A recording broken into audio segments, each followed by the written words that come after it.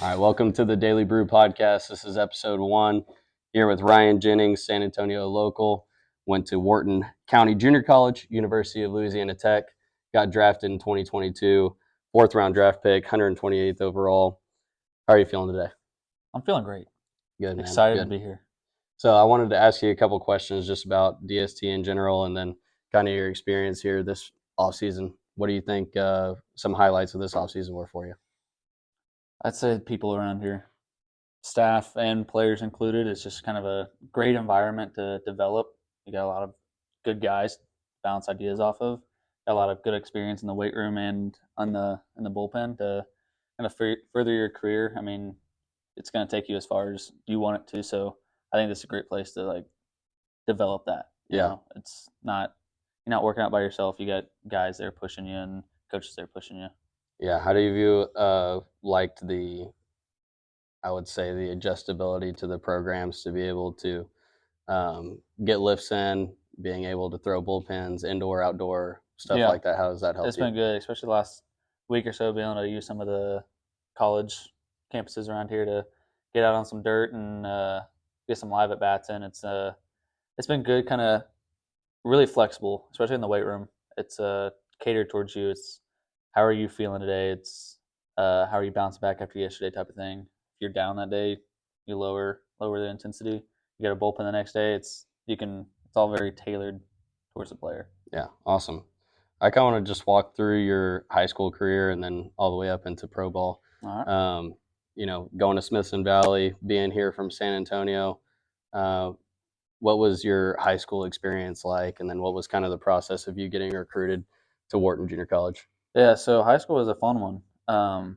I was always, I say, about a year younger than everyone, just being born in June. Um, my freshman year, I actually didn't even make the high school squad. I was on the practice squad. I was, I don't know, maybe 5'8", probably like 130, little guy. Um, but it was actually really frustrating because I knew I was better than a lot of people. But luckily got the practice squad. I got to be around the guys, the team, pretty much every day, day in and day out. And at that point, I was still playing football, so it was kind of, I mean, in high school, you're most likely playing multiple sports if you're playing one. So um, didn't get too down. I still played summer ball. I don't think I played in fall ball that year, but it's that sophomore year was still playing football. I ended up snapping my leg on a kick return, and I was like, not it. Texas high school football, nope, I'm out. And so I went straight to baseball, and I was in good with the coach, and a lot of the guys there liked me, and I was part of the team really from the previous year. So I got a spot on pretty much the freshman team that year. Yeah. And just played, got experience, got time out on the diamond. And then the following year, I just straight baseball. We played summer ball that year, and just like fall ball practices, nothing crazy. And the following year, I went straight to varsity. So I don't know. So what was your were you still being like a hitter and a pitcher? What was your I was playing short and then doing some relieving stuff. So when I got the varsity job, my junior year, I was kind of backup shortstop reliever style, and then halfway through the season, I won the starting spot, shortstop, but was still touching on every once in a while. So at that point, I was actually mostly a hitter, surprisingly enough. I was a shortstop getting DH for actually, which was kind of embarrassing. The following year, I ended up being starting shortstop, and then one of the starting pitchers because we played, I think, every Tuesday, Friday. Yeah. So I was. What was the velo like your junior year of high school whenever you first made that varsity squad? I don't even know. Back then I was just trying to throw strikes. Yeah. I was like, I wasn't big into velo. Even baseball at that point didn't feel heavy emphasis on velocity. You know, it was like throw a movement pitch or throw more strikes, especially in high school. It's like throw strikes. Yeah, I was about to say, I feel like that with your football background and you just being like athletic, being around sports your whole life is probably just mainly like competitive nature and stuff like that. Just keep on grinding. Just compete, yeah. And the first time I actually realized what my velo was, so after my senior year, I guess I'll skip up there because I mean it's the same thing that year. I knew we were all guessing mid 80s. Yeah. Like 85 was like hey, you're throwing it pretty good, at least for our high school. And but my first time I learned what my actual velo was, I went to a tryout at Wharton, which is my junior college. At that point, me and my dad, we got one offer from St. Mary's University in San Antonio, but they were a little more expensive. Being a Division II, you don't have as many scholarship opportunities and stuff like that. And I wasn't. I was good in class, but I wasn't exceptional, especially in high school. But so we went there, got the offer, but we were like, it's not gonna be able to afford that. But a lot of guys on the team were junior college guys, committed and everything, got recruited. And I was like, well, we'll go. My dad's actually the one that kept my career going because I was about ready to follow my girlfriend and go to Corpus and just go to school. And he's like, well, let's go do some tryouts. Let's see what it's like. I'm like, yeah, I'm down for that. And so I ended up getting a full ride to Wharton after my tryout there, and felt like I was throwing good. Arm felt good. I asked the guy, I was like, so did you see what the velo is? You're up to 88, and at that point, I was like, wow, that's amazing. Especially in a bullpen, I was thoroughly surprised. So it was definitely not the straightest path I took, but probably the best path for me. Yeah, awesome. And so, do you think that your relationship with your dad obviously played a lot of influence on you getting to Wharton? How do you feel like that it still impacts you today? Yeah, I mean, growing up, he was my first coach, my worst critic. I mean, you talk to any athlete's dad, it's like for sure. first thing in the car is like every time. It was, you want the good news or the bad news first? There was one game, I guess it was my junior year. No, it was my sophomore year because I wasn't on varsity yet, and I was so excited. I saw a curveball so big, struck out swinging, but I was on it. And I got so excited coming into the car. I was like, I saw that pitch so good. He goes, you can't hit a curveball yet? I was like, Dad, come on. I was excited. I just saw it. But at the same time, he's pushed me to not be satisfied with where you're at, and that was kind of a big thing. In junior college and high school is like, as soon as you're satisfied, you've lost. Yeah, for sure. I mean, the biggest jump to pro ball is you realize you're not the best anymore. It's like almost every level you go up. I mean, every kid in high school is the best on their team if they go to college. And then college, you realize you're not the best anymore. But then you work to that. And then the same thing when you go to pro ball, but now it's a whole bunch of dudes. And it's someone's always going to be better than you regardless. So yeah. So about what time did you fully make a transition to being just PO? So at junior college, I was still shortstop, pitcher. But my first outing up there in a scrimmage, I think I struck out 6 guys in 2 innings or something like that. Yeah. And they were like, "Yeah, you're gonna be our starter, one of our starters." So shortstop really wasn't kind of on the table when you're throwing 90 innings on a Saturday. So it was. I think 11 at bats that year. 4 of them came in 17 degrees and sleeting, so I had 3 Ks that day. But another one of them, I always joke because I always tell people my stat line. Had 1 hit and 11 at bats, and everyone's like, "Dude, that's why you quit." I'm like, "Well, I had 5 strikeouts. 3 of them came in 17-degree weather. Another one came when in junior college we played doubleheaders. Yeah. And I was the second game starter. I had sat the bench the whole game, just tied my cleats on, and from the third base box in the bottom of the 9th or 7th, it was a doubleheader. I got called in, or top of the 7th. I got called in to hit against, at the time, San Jack was one of the best junior colleges in the nation. Yeah. Division I arm throwing 95. I was like, I have barely seen 90 at this point. I just put my cleats on, coach, and I saw 3 pitches and walked back to the dugout. But yeah, at that point, once I started throwing 90, I was like, this is less fun. Yeah. And it wasn't as good at it. So at that point, the following year, they said, "Yeah, you're just gonna pitch," which I wasn't too mad about. Yeah. So what was the on to the next step of going to Law Tech? What was the recruiting process like for that? Did you were able to commit early in the season? Did you have a late start? What was that? Yeah, that one was fun because it's actually a funny story because after my first year, I got a call from our pitching coach at Louisiana Tech, and he wanted me to come that summer. I was like, well, if I'm getting this call now, first year at JUCO, he was calling you that? So after my first year, and then at the end of the summer of that first year, Wow. And he was my first call I got, first legit call, and I was like, shoot, Louisiana Tech, they're okay. Like if I'm getting their call now, I got to get someone better, right? Yeah. And um, I just kind of forgot about it at the time. And then I got to go to the Texas New Mexico All Star game, which is kind of like junior college send 3 or 4 of their best guys, have a couple teams, and kind of a showcase type of thing. Yeah.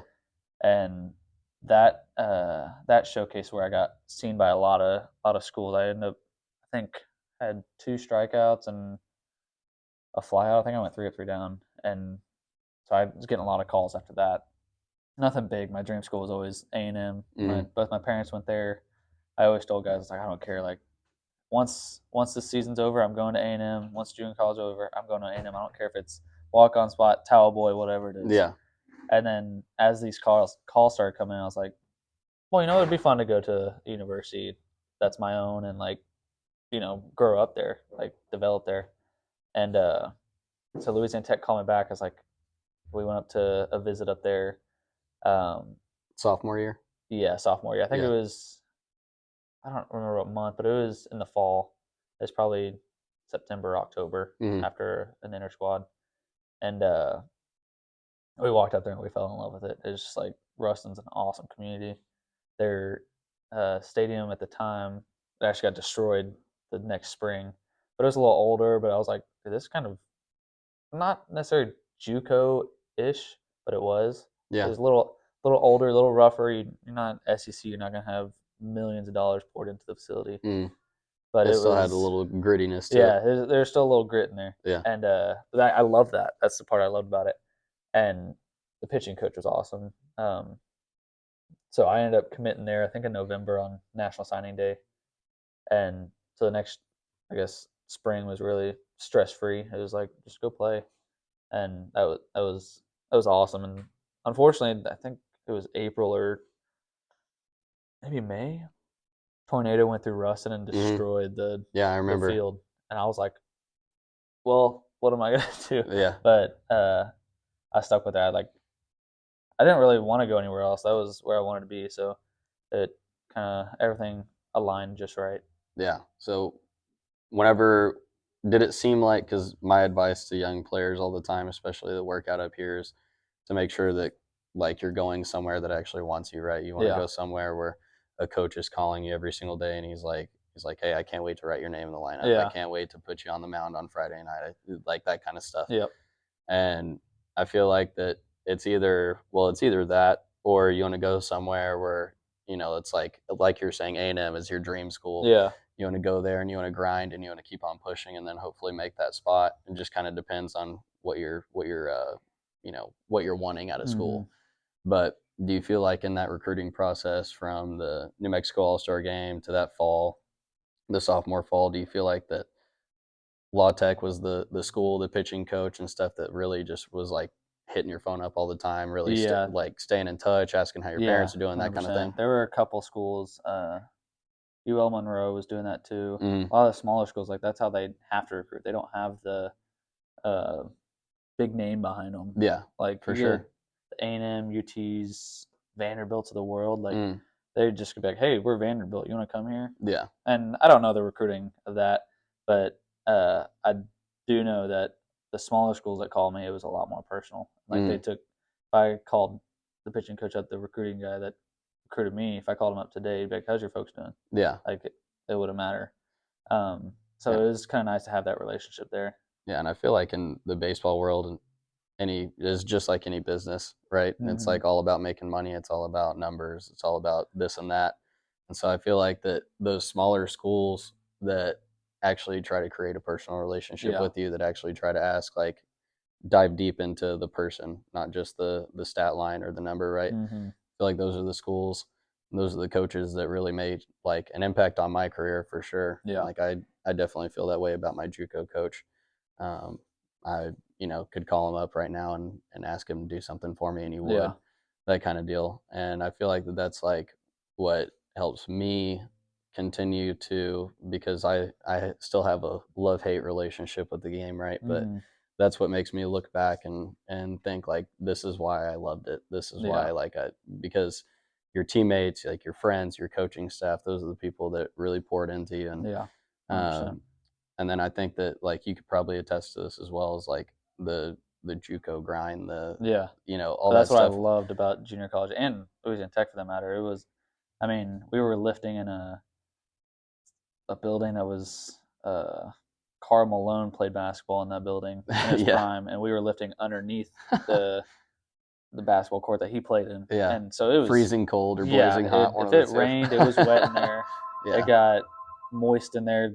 Mirrors would fog up. Yeah. But that's what I loved about it. Is that like it was a grind. It's not gonna be fancy. It's not gonna be everything you need, Mm. but it's gonna be in the long run what you do need. Yeah, that's And that awesome. was the best thing about Louisiana Tech and those small schools in particular. It's like you said, they're recruiting on character, Yeah. and that's part of the reason I think we were so successful when I was there. Is like we had guys that had talent, of course, but we also had like guys that cared Yeah. about each other, cared about the school, had pride in the school. I mean, this day and age, you get the portal, and it's like guys show up planning on leaving, which Mhm. it's part of the game now, but it's Yeah. like you could They almost use it as leverage, right? yeah, It's like a exactly. stepping stool. So now it's kind of a tool for players, younger guys that are going in to a big school to start, and then they're like, well, I'm gonna transfer out and use the name to my advantage, which is that works. But I love the fact that I got to go and play in a time where like you had to be there and you had to be somewhat loyal. Yeah, you had to and be bought into the prideful program. about it. Yeah, so that was the best part about it. Awesome.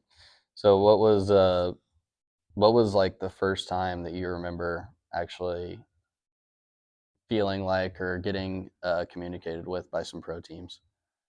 It's probably I guess it was 2021. We uh we played Tennessee in like a fall ball game, Mm-hmm. and that game it was actually a miracle. I don't even can't even explain it. Um, so the week before that, that's kind of where it started. We were playing UL Monroe, just a fall game. I Yeah. was sitting 90 to 93, kind of how I always been. And then we go to play Tennessee, and out of nowhere, everyone's always like, "What happened?" I'm like, couldn't tell you. Yeah. I sat 93 to 97, touching 8. And I Jeez. was like, I don't know what happened. Yeah. I didn't work on anything particular. I didn't change anything. The opponent, I mean, maybe it was a bigger opponent, but like to jump 5 miles an hour is kind of absurd. Yeah. But it was literally just a miracle. I think I keep saying it was just kind of all the hard work and everything coming together at the right time. Mm-hmm. So That's awesome. Then, uh, what was like? What was the phone call like? Obviously you were a top 5 rounder, so that's got to be like a massive deal, which I had no idea about, but that's yeah, got to be a massive deal for you and your family. And then I yeah. know now your wife, and take me through like the emotion, what y'all did that day, like the phone call, all that stuff. Yeah, it was actually tough because like my entire family couldn't be there because the day one of the draft was on a Sunday. Yeah. And we weren't expecting to go day one. That's first and second rounders. And day two, there was some. That's kind of like the hot spot where like Mm-hmm. because we sat down and had a meeting with my agent. I was like, look, like what do you want? Do you want money? Do you want as high as you can go and less money? Do you want somewhere in the middle? And I was like, well, look, like I'm not chasing money. Yeah. But at the same time, I don't want to get screwed over because I got a plane ticket and a PB&J to go play somewhere. Yeah. I got life to get on with because at that point I was 22 years old, going on 23, Mm-hmm. and which some people may not know, but that's relatively old for a draft guy. Yeah. And so he said, okay, like we're gonna do what we can do, and he gave us this whole spreadsheet on kind of when we were supposed to go, like when teams are interested, what round and stuff like that, and so it being a Monday, we had all this, had the FaceTime going. I guess my wife was there, girlfriend at the time, and I guess she was off of work or something that day. Mm. And but my parents were there.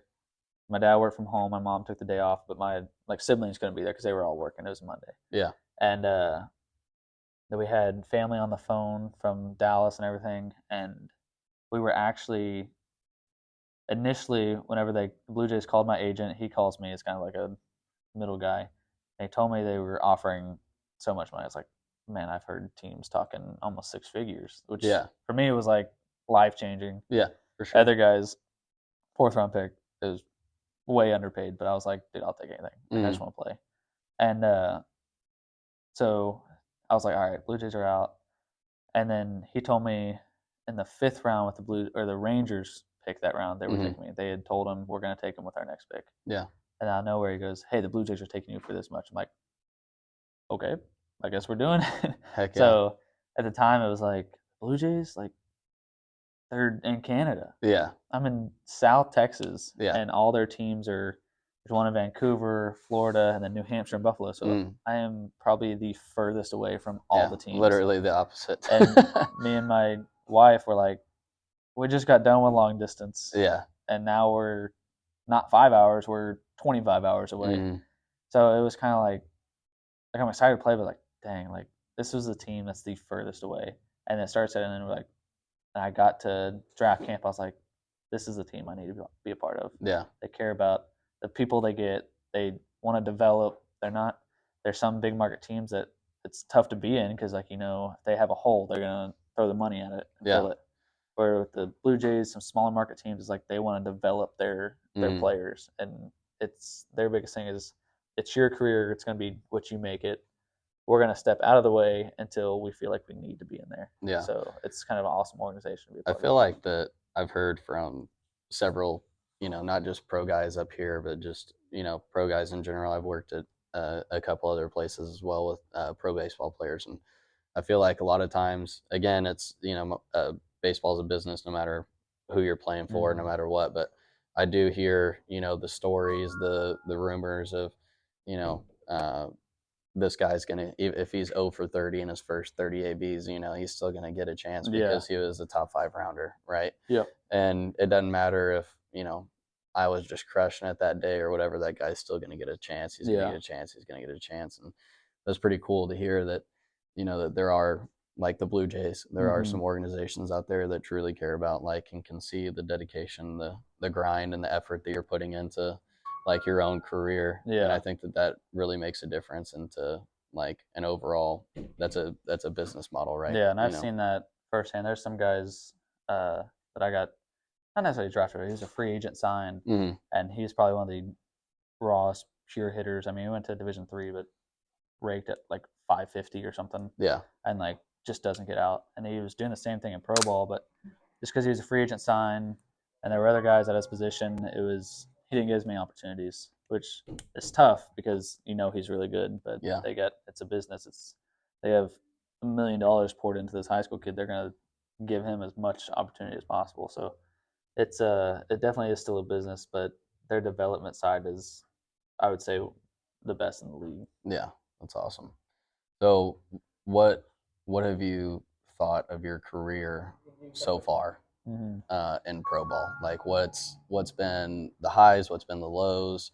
I know that we've had a couple of conversations about, you know, some of the lows that you've had, but what do you feel like that you've really, like, done well in the face of adversity throughout your pro ball career so far? Yeah, so last year I got the call up to Vancouver, which is our high A, and ended up getting sick, then kind of turning around and getting a start 3 days after getting healthy again, or 4 days after, and my arm just wasn't having it. It wasn't anything serious. It was just kind of some aches and pains.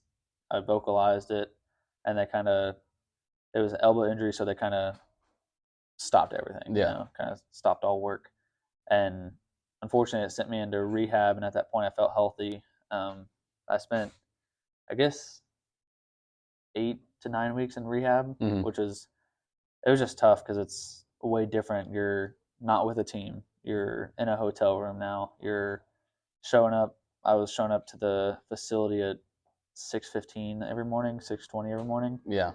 Just to be able to get there, get breakfast. I started doing ice baths in the morning to kind of wake up because it was so early. Yeah. Shower, change, and then be in the rehab room at 7:15 in the morning. So it was a lot more of a grind, and it was kind of just tough mentally because you don't want to be there. No one wants to be in rehab. Everyone wants to be competing, getting a chance to move up, you know, around the guys. And it was tough, but I took a minute. I was like, you know, maybe this is an opportunity.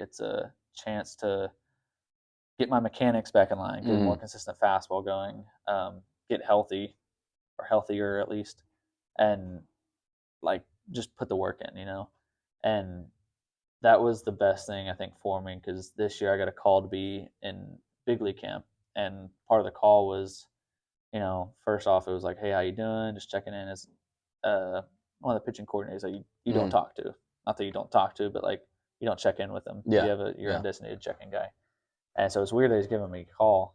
He's checking in, and then he's like, oh, we just want to let you know that you're getting invited to big league camp.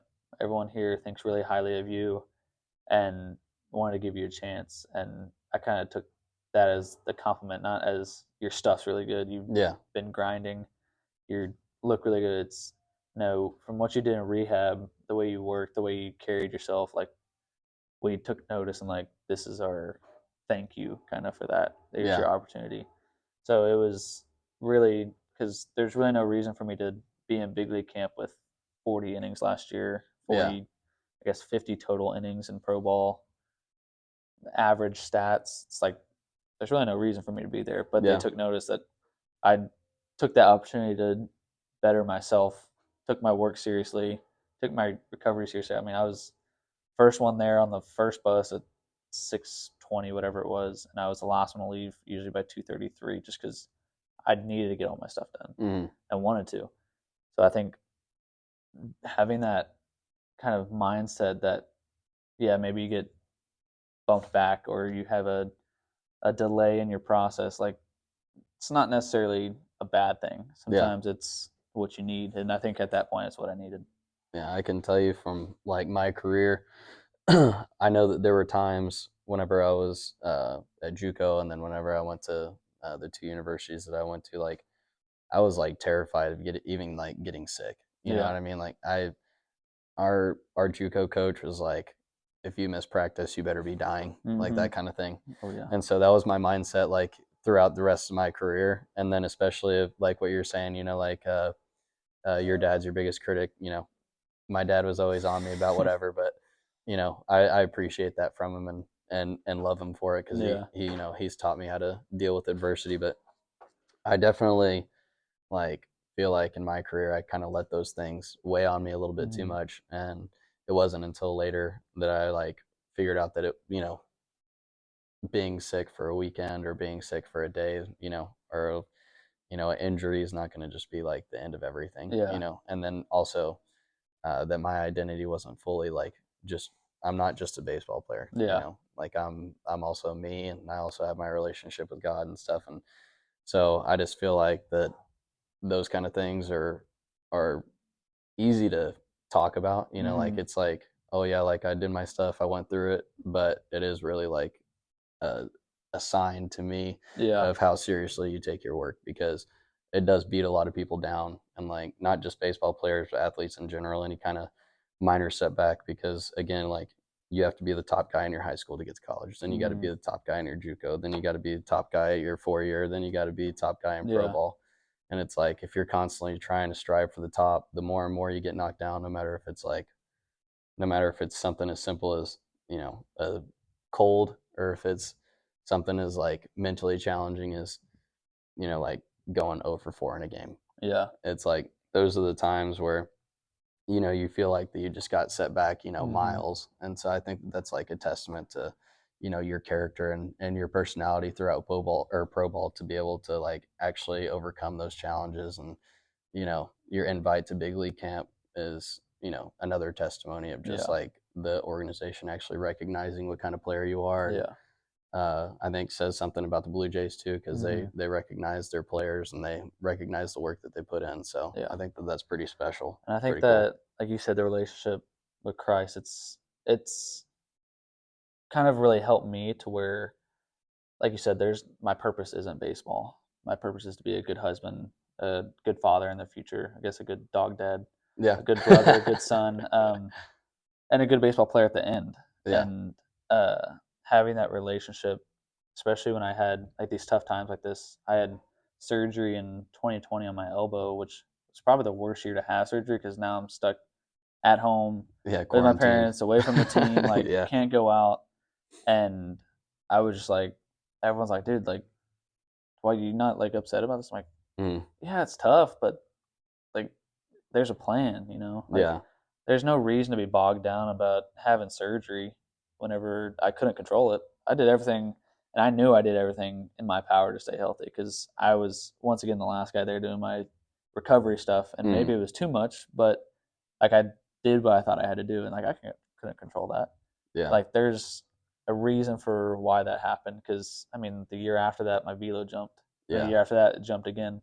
It was a blessing. I mean it was perfect timing too. Yeah. I mean 2 weeks or a week after surgery the season got canceled. I was like, what's there to be mad about? Everyone Yeah. else is doing the same thing I am sitting at home. Mm-hmm. So it's having that relationship and a purpose outside of baseball has been really helpful for me too. Because if I show up to camp and they're like, "Yeah, you're done. Like, you're not what we thought you were," I'm gonna come home to my wife and family, and I'm gonna go into something else that's gonna make me happy too. So Yeah. it's not that I don't want to throw everything into baseball, which I have, but it's as soon as it's over, I'm not gonna be depressed because it's over. Mm. I'll be happy it happened, you know. And it's I know I have other options afterward. Yeah. And I feel like that's awesome, by the way, but I feel like it's so much easier said than done. Yeah. You know, like I feel like that there were times in my career where I could have told you like a very similar story. You know, I could have said that, you know, whenever I'm done, I'm done. And Mm-hmm. I feel like I actually did get to that point Yeah. towards the end.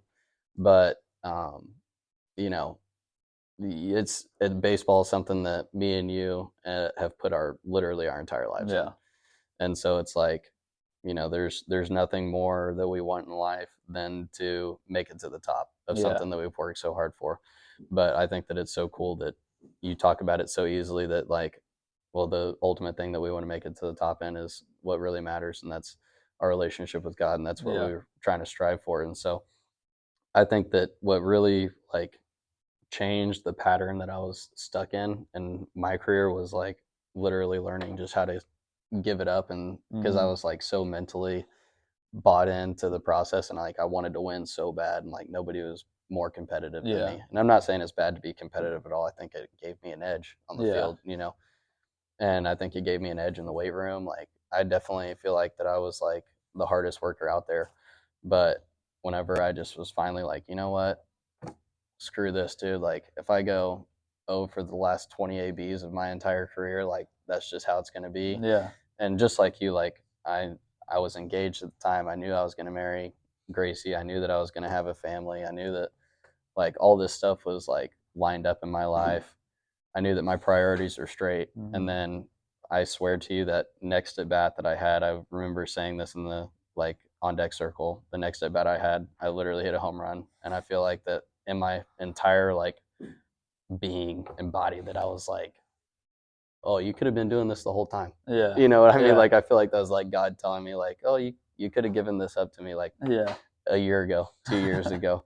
And then I finally like it clicked, and I'm not resentful about that at all. You know, like I think it was a life lesson that I needed to learn. And Yeah.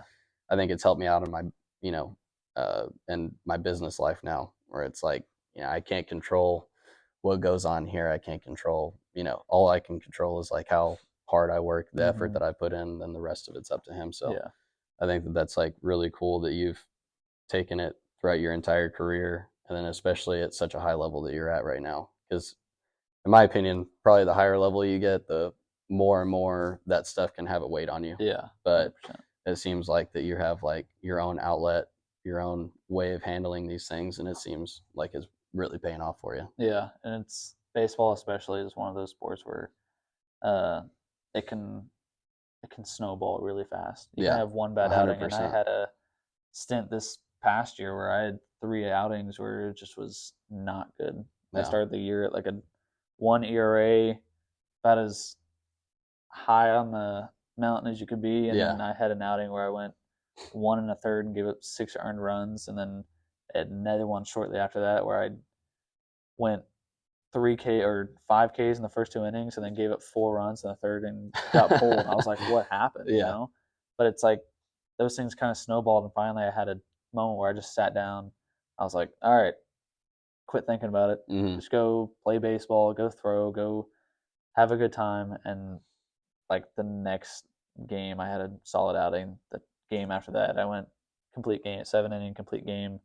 And then the game after that, I had another solid outing and got called up. And it was Yeah. like, you just got to step back. As soon as that one bad thing happens, it's got to be in the past. Yeah, has to. And I feel like that's like another thing that, is the difference between a pro player and somebody who's Yeah. not, or somebody who treats the game like a pro player does. Yeah. Because being in here, we get to work out with Jose Trevino, and like I was thinking I was talking to him about his career at Oral Roberts, and he was saying that the number one thing he loved about being there was they literally called him into the office like a week or something like that. It's his story, but a week into getting there, and the managers were like, "Hey, where do you see yourself in 5 years?" And he's Mhm. like, "I see myself playing pro baseball." And as soon as they heard that, they're like, "Okay, well, you're going to be doing what a pro player does every single day." He's like, "You take care of your own business, you get your own lifts in, you get your own hitting in, you get your own fielding in." Like, obviously, they still do team stuff, Yeah. but I think that the ability to actually handle your job like a pro Yeah. is completely different from especially this generation that's coming through Yeah. baseball. Is like something that is needed to be learned by these younger kids, because I have to work with them every day. Is like the ability to be able to handle your stuff like a pro, like Yeah. the ability to realize that it is a gift that you get to play the Yeah. And game you're in still. there. I mean, I take that to heart as like in the weight room, like you, no one's going to watch you 24/7, There's only Yeah, so many strength coaches out there. And as soon as they turn on your back, if you're the guy, like especially in middle school, you were young and dumb in middle school, but yeah, like football, we'd always have like ab workouts. yeah, There's 3 coaches in there, and they're guys. As soon as the coach turns your back, dropping knees on plank, I'm like, yeah, yeah, but like I stayed up the whole time. I got 5 seconds better than you. yeah, Like, why would you not do the extra stuff? yeah, Like, for sure. the only thing it's gonna do is benefit you, Yeah, and and that's the that's biggest line I learned in school. Is like, why not do the more stuff? Is good, but you got to really know yourself. Like, if I go do these bear crawls with a sled attached to me and someone standing on my back, yeah, that's probably not the smartest thing. But if I go do an extra sled, normal sled, an extra squat, yeah, throw 5 more pounds on because I'm feeling good that day, hold the plank for 10 more seconds, yeah, that's never going to hurt you. It's only going yeah, to make you better. So doing the extra stuff, the extra rehab stuff, the extra pre-throw stuff, the stuff that's good for you, is good for you, makes you feel good, makes your body feel good.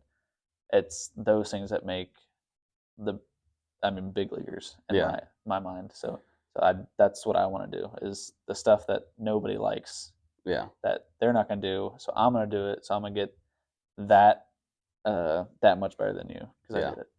That's awesome. That's something I can attest to that too, because I see every day in the weight room. It's like you're always, itching for more. It Yeah. seems like at the end of the workout that you're like, what's next? What's next? What's next? And then by the end, like me or Evan have to say like, oh, there's nothing more, and you're still there, ready to go. Yeah.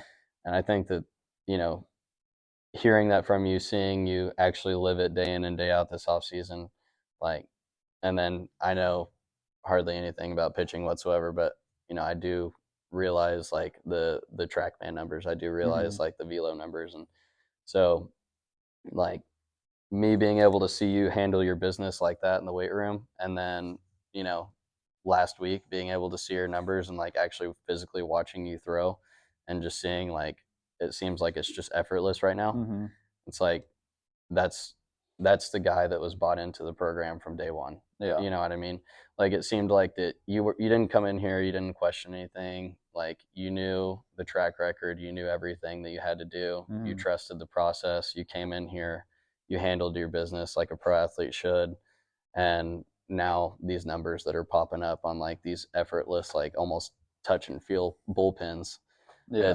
it's pretty incredible to watch. And like I Yeah. think that it's really cool, and it's again a testimony to your character. And I think that this opportunity with big league camp that's coming up, like I don't think that there should be any more like confidence in the entire world Yeah.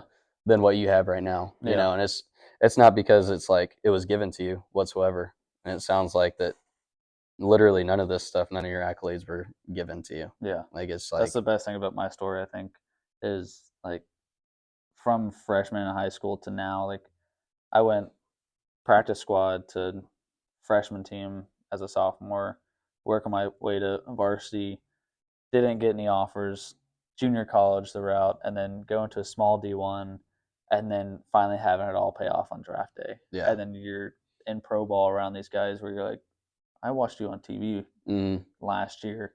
I know you're an all-star. Yeah. Even being here with Trevino, it's like just like being around him. It's like you can learn so much, and that's the best thing about pro ball is being around guys like that where you can just absorb. You can just not say a word and just listen. And like you get so much knowledge that way. Yeah, I feel like that all the good coaches that I played for in my life, they would always harp on like an atmosphere, right? And it was like I went to Hill Junior College, so like our biggest thing was McLennan because they were right down the street and they're always really good. And so it's like you can feel when McLennan's there before they even get there. Yeah. You know, the bus rolls up and the atmosphere changes. And it's like you know that it's about to be either you're about to get like the brakes, you know, blown in on you, or you're about to put up like the craziest game of your life. Yeah. And I think that it's like Jose brings that same presence up here. Is you know the atmosphere does change whenever he's around here, and you know, just like you, he's always asking for more. He's always doing the extra rep. He's always doing the extra thing, and I think that you know him being an all-star, him being who he is, you would have no idea until you put him into a competitive state. And I feel like that's like the same kind of story with you. You know what I mean? Like you'd have no idea that you were, you know, I've known you for however many weeks that you've been here this offseason. I had no idea that you were a 4th-round draft pick. You know what I mean? I would have no idea that you were the person that you are until I see you in a competitive atmosphere. And I was like, okay, this guy's something different. Okay, Jose's something different. You know, and that goes for pretty much all of our pro guys in here. I feel like for the most part, I feel like most of our pro guys in here really, you know, want to get after it. They really want to strive for more, and they really do like soak in the learning. They soak in the knowledge from Jose. They soak in knowledge from you. They soak in knowledge from, you know, whoever they're with. It's really cool to kind of see the atmosphere that we've developed here at DST around that bullpen right there. You know, it's like one guy's throwing and, you know, Javi Torres is throwing. He's an 18-year-old kid, 19-year-old kid, whatever he is. And you got 10 pitchers surrounding him and Trevi catching him. Yeah. And it's like this atmosphere, this learning environment is just pretty incredible because I haven't ever seen something like that. Yeah. So, like I said at the beginning, like the people here are the best. I mean, the adage is iron sharpens iron, you know? Yeah. And like at pro ball, that's all guys are. You got alphas around alphas. And like being here, you got the guys that are pushing each other. It's like, I mean, I guess a couple of weeks ago, me and Cam deadlifted. Yeah. And then I heard later on Craig threw on a couple more pounds. Yeah, he did. Why didn't you do that much? And I was like, so this is what I want. I want someone in here. I don't want to be. It's a tough working out by yourself because it's like you don't have anyone to like. Everyone says don't compare yourself to others. I'm like, screw that. Like compare yourself to everyone. That's the best way to know where you're at. Heck yeah. Like if Craig's in there deadlifting 605 pounds, I want to lift 606. I don't want to be second place. Yeah. If someone's on the leaderboard throwing 98 miles an hour, I'll throw 98.1. So it's like it's comparing yourself to others to an extent to where it's not, oh, they're so good, and understanding the people you need to compare yourself to. I'm not going to compare myself to Garrett Cole right now. Yeah. Like maybe when I get to the big leagues, I can start looking at him and be like, all right, I need to be that guy. Yeah. But it's finding those people that are close to you and maybe a little above you that you can pass, and then adjusting your viewpoint and then find another person to pass. It's those little jumps, little wins each day that I think. And then it's like add up. It's just like on your team, wherever you know, go this spring, you know, you're going to be competing every single day versus your teammates, right? Yep. Well, as of right now, these are your teammates. Yeah. So why not compete against them? Exactly. Because in all reality, you know, I'm a coach, Evan's a coach, Trey's a coach, Mo's a coach. Like all these people are coaches here that are taking care of you guys. And, you know, we're evaluating each and every single one of you every day. And so I think that it's pretty cool to see the the athletes that are the competitors that do want that, and then the athletes that aren't. You know what I mean? Like, and then shout out Cameron Foster, by the way, for the alpha call. Yeah.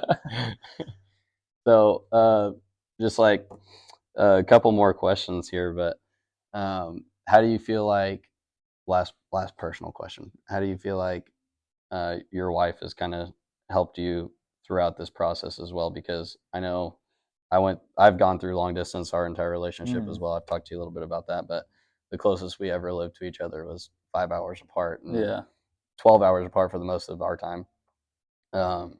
Now, still actually married and still long distance, so I still feel what you're saying. How do you feel like that, your marriage is, I know that it's new, just as mine is, but how do you feel like that her relationship with you, and like, how do you think that she's like encouraged you through this process? How do you feel like that y'all have handled this distance so far, like all that?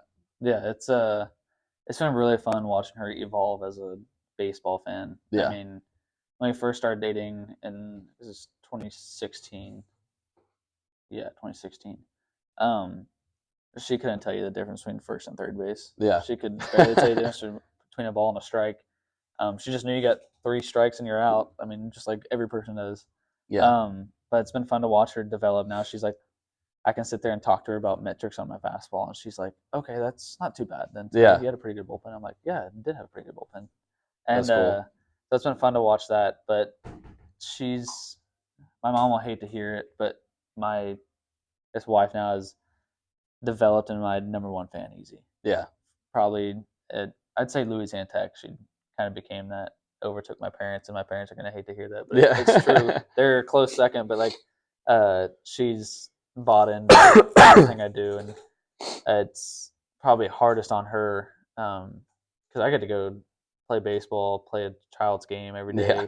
I could be around Show up to the 30 of office at my a field. 30 of my best friends and play a game, and she's got to go into the office. She doesn't have anyone.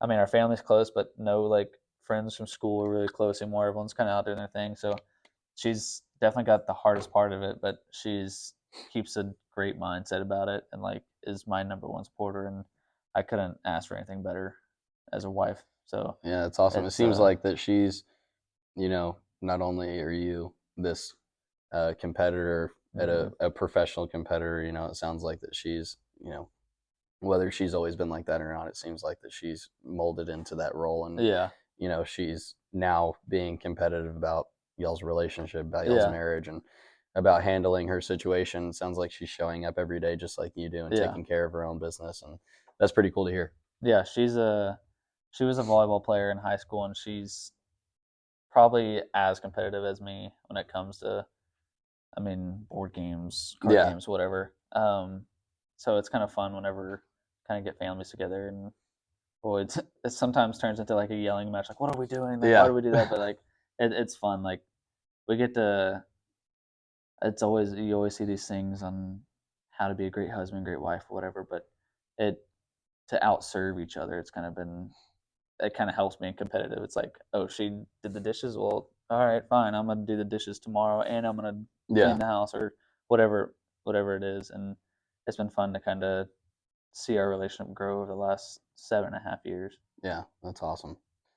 So last question I wanted to ask was, what are you looking forward to most? I would say, just like, who are you looking forward to most about like seeing it at big league camp, whether that's in the same organization or somewhere else, like, or who would be the number one guy you would want to face, as soon as you get there? It could be Blue Jays, it could be whoever it is. It's kind of been a joke in here, but it's kind of serious. I always talk about stepping up on the mound the first time on spring training game, and Aaron Judge walks in. Yeah. It's like, yeah, that's a joke, but like it very well could happen. I mean, he's one of the best players in the world, and it's like, who better to see how your stuff plays? I mean, having Jose catch, it's awesome because you get big league feedback.